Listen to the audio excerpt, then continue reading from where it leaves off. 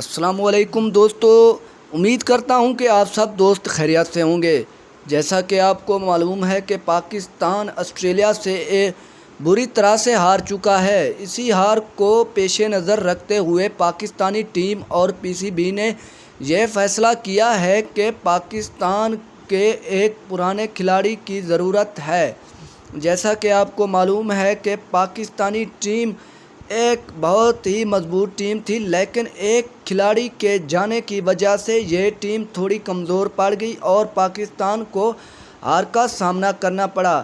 اسی ہار کو مد نظر رکھتے ہوئے پاکستانی ٹیم اور پی سی بی نے یہ فیصلہ کیا ہے کہ اگلے آنے والے میچوں میں محمد عامر کو میدان میں اتارا جا سکتا ہے، کیونکہ محمد عامر ایک کمپیٹنٹ اور پروفیشنل کھلاڑی ہیں اور جو کہ آسٹریلیا کے خلاف کافی مضبوطی سے سامنے آ سکتے ہیں۔